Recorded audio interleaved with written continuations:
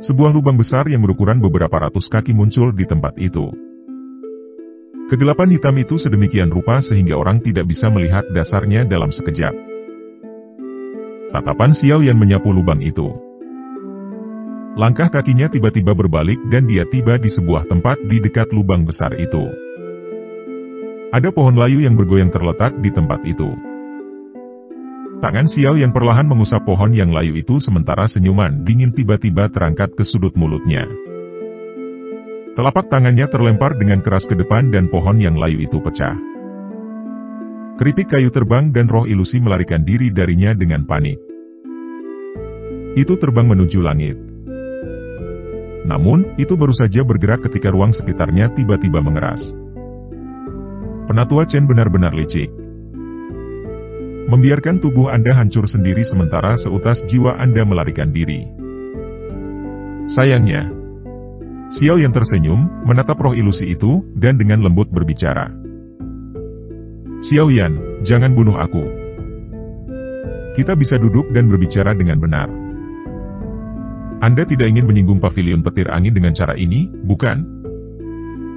Roh itu baru saja terperangkap ketika segera berubah menjadi wajah ilusi Chen Yun.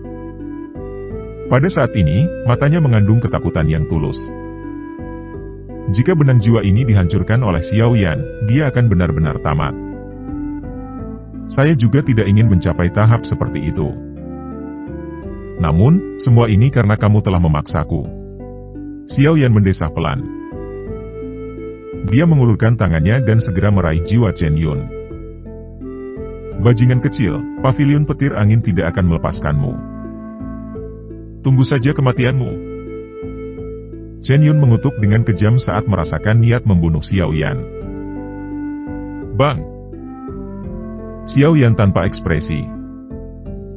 Dia mengencangkan tangannya dan jiwa Chen Yun tiba-tiba meledak. Itu segera berubah menjadi titik cahaya sebelum menghilang. Melihat titik cahaya spiritual yang tersebar, Xiao Yan tahu bahwa penatua dari pavilion petir angin ini telah memberikan perpisahan terakhirnya pada dunia ini. Dia berhati-hati dan tidak meninggalkan ruang bagi musuhnya untuk melarikan diri. Orang ini bukan orang biasa. Orang tua berpakaian putih itu tiba-tiba menghela nafas dan berbicara sambil berdiri di puncak gunung. Han Sui berdiri dengan ragu di sisinya dan mengedipkan matanya. Dia tidak menyaksikan adegan di mana Xiao Yan menghancurkan jiwa Chen Yun. Namun, dia merasa bahwa kakek buyutnya, yang memiliki harapan yang tidak mungkin, sepertinya memberi Xiao Yan evaluasi yang sangat tinggi. Pak Tua telah memujiku terlalu banyak. Saya hanya tidak mau membiarkan beberapa masalah mengikuti saya lagi. Tawa samar tiba-tiba terdengar di puncak gunung. Segera, sosok Xiao Yan perlahan muncul di depan pria tua berpakaian putih itu. Xiao Yan. Han Sui segera berteriak kegirangan saat melihat Xiao Yan muncul. Orang tua berpakaian putih itu juga tersenyum. Namun, kakinya telah bergeser ke depan setengah langkah tanpa meninggalkan jejak, samar-samar menghalangi Han Sui di belakangnya saat dia melakukannya. Dia secara pribadi menyaksikan Xiao Yan membunuh Chen Yun. Kemungkinan masalah ini akan membawa banyak masalah bagi Xiao Yan jika itu menyebar. Setelah melihat taktik jahat Xiao Yan sebelumnya, pria tua berpakaian putih itu tidak memperlakukan Xiao Yan sebagai orang yang baik. Pak Tua tidak perlu terlalu berhati-hati. Xiao Yan bukanlah orang yang haus darah. Selain itu, saya berhutang budi pada Nona Suer. Membalas kebaikan dengan balas dendam bukanlah sesuatu yang bisa saya lakukan. Xiao Yan tertawa pelan. Meskipun tindakan pria tua berpakaian putih itu sangat kecil, Xiao Yan tidak luput dari kondisinya saat ini. Orang tua berpakaian putih merasa agak malu mendengar ini. Dia menangkupkan tangannya dan berkata, aku yang dulu adalah Han Fei. Xiao Yan menyapa Tuan Tua Han. Xiao Yan menangkupkan kedua tangannya dan menjawab sambil tersenyum. Keke, diriku yang dulu tidak layak menerima salam sebesar itu. Han Fei melambaikan tangannya sebelum dengan sungguh-sungguh berkata, kami tidak akan mengatakan apapun tentang masalah ini hari ini. Namun, Hong Tianxiao kemungkinan besar akan mengumumkannya.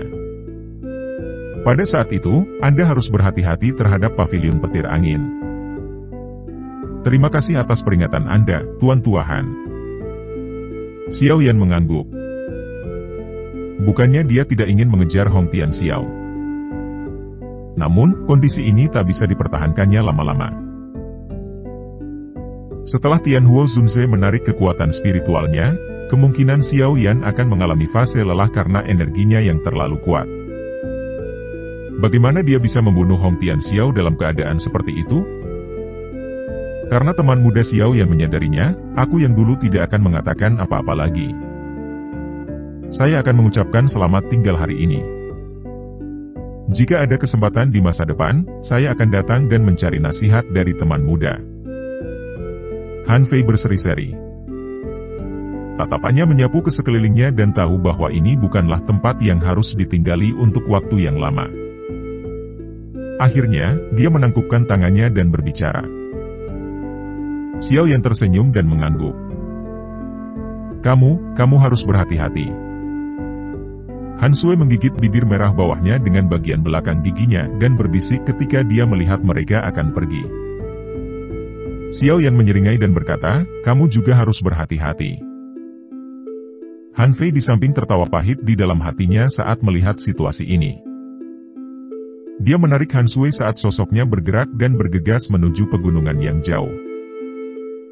Hati-hati dengan pavilion petir angin. Yang terbaik bagi Anda adalah meninggalkan wilayah utara dataran tengah secepat mungkin. Xiao Yan memandang Han Fei dan Han Sui yang telah menghilang ke kejauhan saat suara lembut samar melayang bersama angin. Xiao Yan menghembuskan nafas lembut. Matanya mengamati dua sosok itu saat mereka menghilang ke cakrawala. Dia juga membalikkan tubuhnya dan terbang ke sisi lain pegunungan. Arus yang dia butuhkan untuk meningkatkan kekuatannya dengan cepat. Sudah waktunya untuk mengkonsumsi pil Huang Perkasa itu. Namun, dia tidak menyadari seberapa banyak pil obat ini akan meningkatkan kekuatannya. Pohon-pohon besar menjulang ke langit di dalam pegunungan hijau subur. Pohon-pohon besar ini, yang telah tumbuh selama ratusan atau ribuan tahun, biasanya dapat tumbuh hingga ketinggian beberapa ratus meter. Mereka adalah makhluk hidup terbesar di pegunungan. Bahkan sinar matahari terhalang oleh daun besar mereka. Hampir tidak ada orang yang hadir di tempat ini. Kadang-kadang, raungan Magical Beast akan muncul, menakuti banyak burung yang beristirahat di hutan. Kepanikan sayap yang panik akan membentuk sosok putih yang tersebar di langit, tampak megah.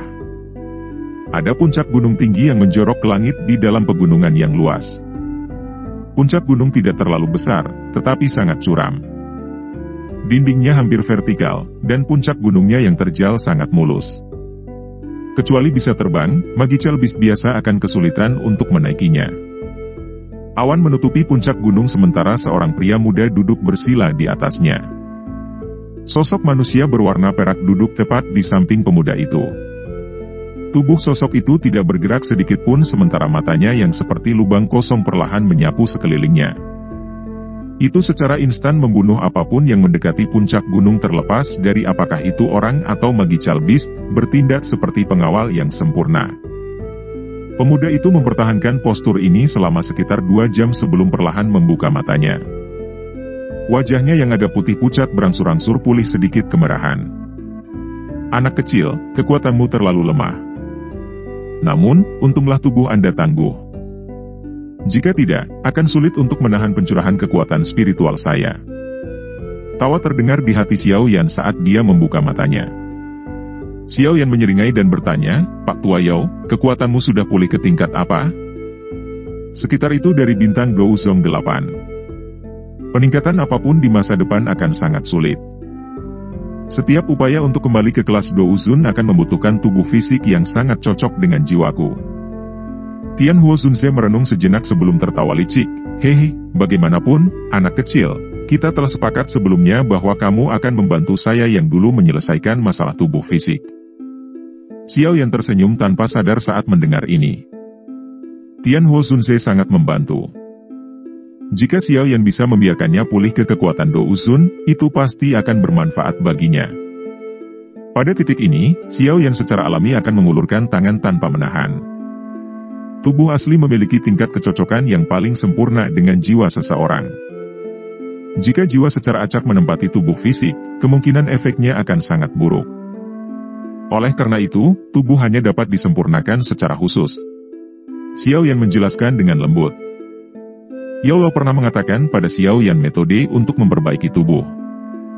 Oleh karena itu, selama Xiao Yan menemukan bahan yang diperlukan, dia harus bisa menyempurnakannya dengan levelnya saat ini. Saya akan serahkan masalah kehalusan itu kepada Anda. Ingat, kamu harus membuat yang terbaik untuk diriku yang dulu. Jangan mengambil jalan pintas. Meskipun saya tidak pernah memurnikan tubuh, saya juga menyadari bahwa kekuatan ramuannya sangat penting. Itu juga akan menentukan pencapaian seseorang di masa depan. Tian Huo Zunse tertawa. Pak Tua Yao, yakinlah bahwa Xiao Yan pasti akan membantu Anda memperbaiki tubuh terbaik. Xiao Yan berseri-seri saat menjawab. Hehe, lebih baik jika ini masalahnya. Anak kecil, Anda dapat yakin bahwa saya yang lama tidak akan membiarkan Anda jatuh ke dalam bahaya kehilangan nyawa Anda sebelum Anda memurnikan tubuh untuk saya. Tian Huo Zunse tertawa terbahak-bahak. Hatinya memang merasakan terima kasih kepada Xiao Yan. Jika Xiao Yan membawanya keluar dari dunia magma itu, kemungkinan dia sudah lama berubah menjadi ketiadaan. Bagaimana dia bisa memiliki kebesarannya saat ini? Selain itu, dia bahkan mungkin memiliki tubuhnya sendiri di masa depan dan sekali lagi merasakan perasaan indah sekali lagi menjadi manusia. Xiao Yan tersenyum saat mendengar kata-kata ini. Dengan ahli yang melindunginya, dia akan memiliki modal yang cukup besar yang akan membuatnya merasa sangat aman saat menjelajahi dataran tengah. Namun, meski dengan jimat ini, meningkatkan kekuatannya sendiri masih merupakan hal yang paling penting. Bagaimanapun, dia tidak bisa meminjam kekuatan orang lain sepanjang waktu. Xiao Yan merenung sejenak saat senyuman terbentuk. Dia menggerakkan tangannya dan botol giok seperti zamrud muncul di tangannya. Dia memiringkan botol dan pil obat seukuran mata naga diluncurkan. Segera, aroma yang tidak biasa tersebar, menarik perhatian semua orang. Pil obat ini secara alami adalah pil Huang Perkasa. Selain itu adalah pil kualitas terbaik di antara pil Huang Perkasa yang telah disempurnakan Xiao Yan. Dia tidak membawanya keluar untuk dilelang.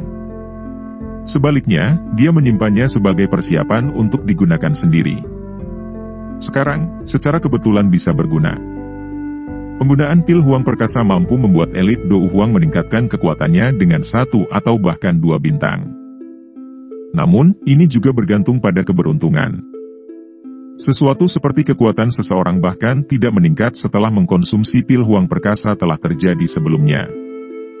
Selain itu, hal yang tidak menguntungkan adalah bahwa meskipun mereka gagal, benda ini juga tidak akan memiliki efek apapun saat mereka mengkonsumsinya untuk kedua kalinya. Oleh karena itu, orang-orang yang mengonsumsi pil Huang Perkasa biasanya akan berdoa di dalam hati mereka agar mereka tidak menemui kejadian sial seperti itu. Pil obat perlahan berguling di tangan Xiao Yan. Sesaat kemudian, dia dengan lembut menghembuskan nafas, melebarkan mulutnya, dan dengan cepat memasukkan pil obat ke dalamnya. Pil Huang Perkasa segera meleleh saat memasuki mulut Xiao Yan, berubah menjadi kekuatan obat yang agak hangat dan kuat yang dengan liar melonjak ke tubuh Xiao Yan. Mengikuti lonjakan jumlah besar kekuatan obat murni, sudut mulut Xiao Yan juga bergerak-gerak. Untung pembuluh darahnya keras. Jika tidak, dia akan kesulitan mengkonsumsi kekuatan obat dalam jumlah besar sekaligus. Xiao Yan dengan lembut menghirup udara saat kekuatan obat dengan cepat melonjak dan mengalir ke semua nadinya. Sebuah pikiran melintas di benaknya dan api hati teratai berkilau melonjak di sekitar tubuhnya. Segera, nyala api menyerbu ke pembuluh darahnya dan dengan cepat membungkus kekuatan obat yang sangat besar. Setelah itu, ia dengan paksa menarik kuda liar ini seperti sesamanya. Mengikuti rute metode Ki Mantra Api, perlahan mulai beredar.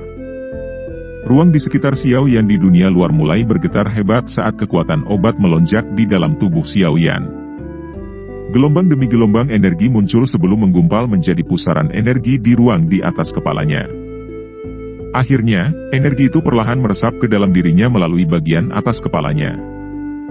Memiliki api surgawi membuat pemurnian energi belang-belang dari alam menjadi masalah yang mudah bagi Xiao Yan. Dia mampu memperbaiki apapun yang datang terlepas dari kuantitas yang terlibat. Semuanya perlahan berjalan sesuai rencana, mengikuti aktivasi bertahap dari kekuatan obat di dalam tubuhnya. Kekuatan obat dari pil Huang Perkasa mungkin bagus, tapi itu tidak cukup untuk menyebabkan Xiao Yan saat ini merasa panik dengan kemampuannya saat ini. Semuanya berjalan sangat lancar. Apakah pil Huang Perkasa mampu meningkatkan kekuatan Xiao Yan dengan 1 atau 2 bintang akan bergantung pada hasil ketika saatnya tiba. Puncak gunung menjadi sunyi setelah Xiao Yan memasuki kondisi pemurnian yang lambat. Hanya boneka iblis bumi di sampingnya yang melanjutkan tugas jaga. Pegunungan Qifeng cukup terkenal di wilayah utara Taran Tengah. Alasannya bukan karena ada Phoenix di dalamnya. Sebaliknya, ini adalah tempat di mana pavilion utara petir angin berdiri. Pavilion petir angin dibagi menjadi pavilion utara, selatan, timur, dan barat. Utara, selatan, dan barat adalah cabang pelengkap sedangkan pavilion timur adalah yang terkuat. Meskipun ini masalahnya, salah satu dari 3 pavilion memiliki kualifikasi untuk diperingkat di antara faksi tingkat atas di dataran tengah. Penyatuan 4 pavilion sebanding dengan beberapa faksi di puncak, dan disebut raksasa wilayah utara dataran tengah karena alasan itu. Pegunungan Qifeng pada dasarnya sangat sulit. Puncak gunung yang terjal tertutup lapisan kabut yang meninggalkan perasaan seperti surga. Puncak gunung Qifeng sepertinya telah dibelah menjadi 2 oleh kapak yang sangat besar. Ada banyak bangunan yang terlihat sebagian tersembunyi di dalam tanaman hijau subur. Bagian yang paling mencolok dari seluruh puncak gunung adalah pagoda besar berwarna perak yang terletak di puncak tertinggi. Pagoda yang sangat besar ini, yang meluncur ke langit, dinamai Menara Petir Utara. Tubuhnya ditutupi oleh warna perak cerah. Samar-samar terdengar suara gemuruh guntur yang dipancarkan darinya. Ini adalah tempat latihan suci Pavilion Utara Petir Angin. Hanya orang yang paling berprestasi yang bisa mendapatkan kualifikasi untuk masuk dan berlatih. Di tingkat tertinggi Menara Petir Utara adalah aula yang luas. Saat ini, sejumlah orang sedang duduk di dalamnya. Gelombang demi gelombang kekuatan agung merasuki ruangan, menyebabkan para penjaga yang berdiri di luar aula gemetar ketakutan.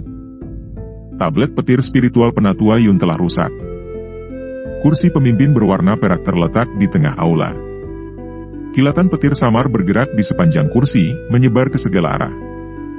Sosok berpakaian perak bersandar di sandaran kursi sementara mata peraknya perlahan menyapu di bawahnya. Akhirnya, suara samar bergema di seluruh aula. Suaranya tidak terlalu keras tetapi memiliki perasaan tertekan yang kuat. Tidak ada yang berani meremehkannya. 3 lelaki tua dengan pakaian berbeda di aula langsung bereaksi ketika kata-kata ini terdengar. Mereka memiliki gagasan yang jelas tentang apa itu tablet petir spiritual. Seutas jejak spiritual mereka disimpan di dalam. Jika suatu hari mereka mati secara tidak beruntung, tablet petir spiritual ini juga akan hancur. Jika ini masalahnya, Chen Yun. Sebenarnya ada seseorang yang berani menyerang seseorang dari pavilion utara petir angin di wilayah utara dataran tengah? Jangan bilang kalau itu seseorang dari pavilion 10.000 pedang. Seorang pria tua berpakaian hitam dengan 2 alis panjang berwarna perak berbicara dengan cara yang serius. Untuk sementara kami tidak tahu siapa itu. Kali ini, Tetua Yun telah menemani Hong Chen ke kota Tianbei, bukan? Feng, Lei, Dian. Kalian 3 orang tua harus menyelidiki apa yang terjadi. Tangkap orang yang menyerang terlepas dari siapa dia, bahkan jika dia adalah seseorang dari pavilion 10.000 pedang. Anggota dari pavilion utara petir angin bukanlah orang yang bisa dibunuh dengan mudah. Sosok manusia berpakaian perak di kursi pemimpin perlahan memerintahkan. Dimengerti. Ketiga lelaki tua itu segera berdiri dan menjawab dengan hormat. Setelah itu, mereka berubah menjadi sosok cahaya yang bergegas pergi sebelum menghilang dengan cepat. Aula besar sekali lagi menjadi kosong dan sunyi setelah ketiga lelaki tua ini menghilang. Sesaat kemudian, sosok manusia di kursi pemimpin perlahan berdiri. Dia dengan lembut melambaikan lengan bajunya dan gemuruh guntur bergema di aula. Ini benar-benar langkah berani untuk menyentuh orang-orang dari pavilion petir angin di tempat ini. Aku mungkin akan ditertawakan oleh kedua orang itu jika aku tidak menemukanmu.